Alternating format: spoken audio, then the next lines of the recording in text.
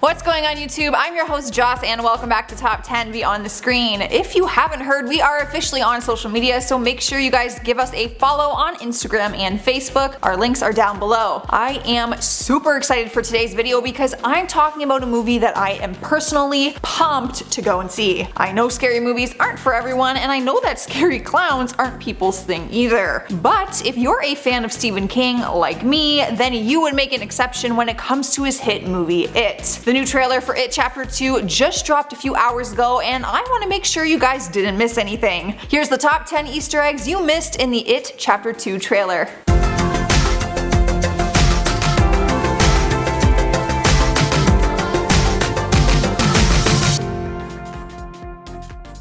Starting off our list at number 10 is the mark on Beverly's wrists. In the first scene, when Beverly is holding out the postcard in front of her to read it, we get a close-up look at her left wrist, which just happens to be facing the camera perfectly. On her wrist, you can see marks almost like a bruise or a scar. You can spot the marks on her wrist once again as the trailer continues. These marks could be scars from her abusive father that was in the first It movie. No one can forget the horrific scene of Beverly and her father when he makes sexual advances at her and then pins her to the ground when she tries to get away. The marks on her wrist might be a reminder to the audience of the abuse she used to face and the scars that it still has on her to this day, not just physically but emotionally too. At number 9 is the poem. We see Beverly go back to her childhood apartment where she gets permission to look around if she wants to. She ends up finding a postcard in a Ziploc bag which she reads out loud. This poem is the poem from the first movie which Ben wrote for Beverly, basically as his way to express his crush on her. It's the poem of January Embers, which says, "Your hair is winter, January embers, my heart burns there too." We can't help but wonder if she found this poem for a reason, and we're going to see the two of them reunite as a couple. By the looks of it near the end of the trailer, the odds are looking to be in our favor because we can kind of see the two of them getting super close to kissing. Yes, we'll have to wait and see though. Sliding into the number 8 spot is the flies. During the beginning apartment scene, the old lady mentions that the apartment gets really hot this time of year. We can tell she isn't lying either because she's dripping in sweat.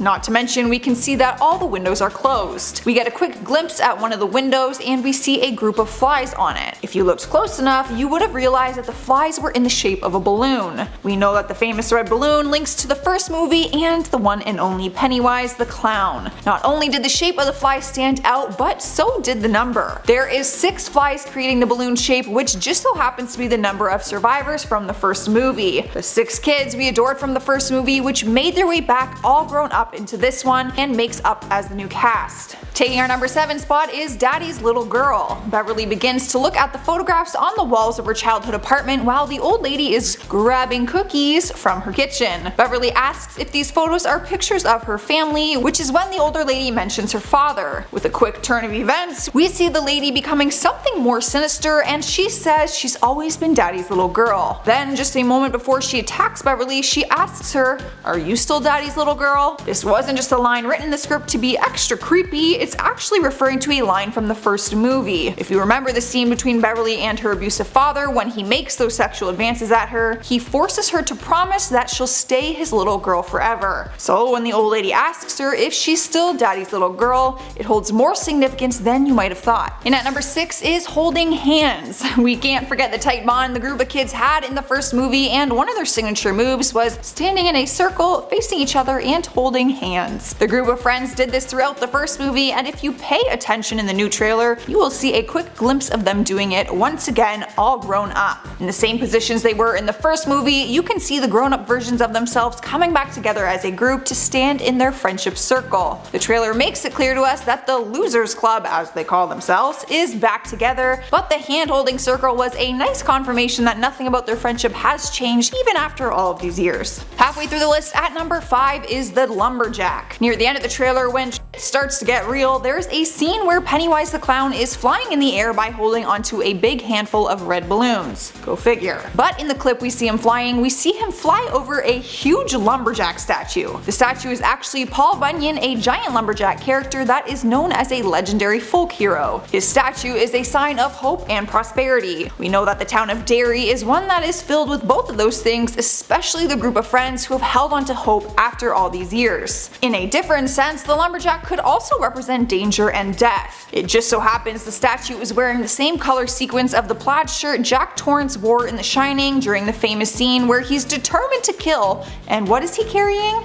An axe. We can't be totally sure what the meaning is behind the giant lumberjack, but fingers are crossed it was meant to show hope and prosperity and not the killing axe. Here we are at number 4 with the Funhouse. At one point in the trailer, the setting takes place at a carnival. We only get one quick overhead shot of the whole carnival, which is where you can see that there is a funhouse. Totally casual to have a funhouse at a carnival, but you may not have caught on to the fact that it was a giant clown head, pretty much twinning to Pennywise, and the entrance to the funhouse is actually through the clown's mouth. It's an exact representation of how Pennywise the clown is known to eat children. We can all remember the various scenes in the first movie where we saw Pennywise open his mouth and show off his big demonic teeth while trying to eat the children. Not to mention, we first saw them when little Georgie got bit by him when reaching into that sewer. So in order to enter the funhouse, they'd have to go through the clown's mouth. Pennywise painted a very pretty picture for Georgie by telling him it would be a lot of fun if he went down the sewer with him, so that funhouse is probably not so fun. Coming in at number 3 is the Blisters. After spending just a few moments with the old lady Beverly meets, we can begin to see that she is no ordinary woman. She starts to say some questionable things like, "No one who dies here ever really dies." That was the first thing to make us raise an eyebrow, and it didn't help that she followed her statement with a long demonic stare, just like the one we saw Pennywise do in the first movie. There's one particular thing though that makes you wonder who this lady really is. As she's fluffing her shirt to fan herself from the heat,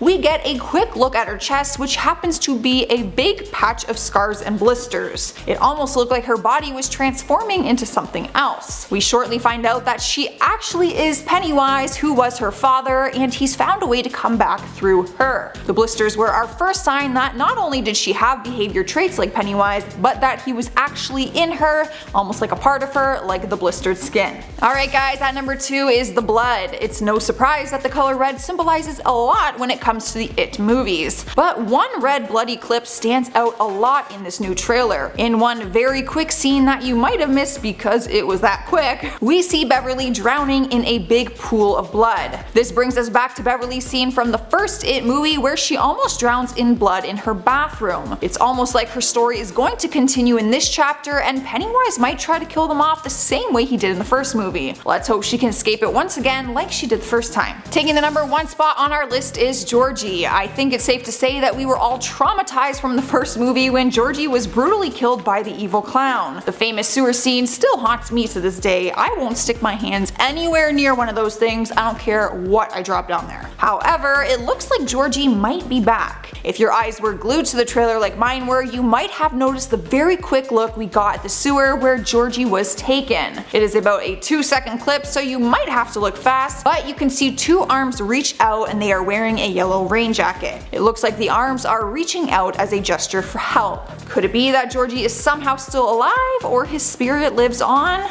Let me know what you guys think down in the comments below. I want to hear all your thoughts and feelings about this list, and give the video a big thumbs up if you enjoyed it. I'm your host Joss, and I'll see you next time.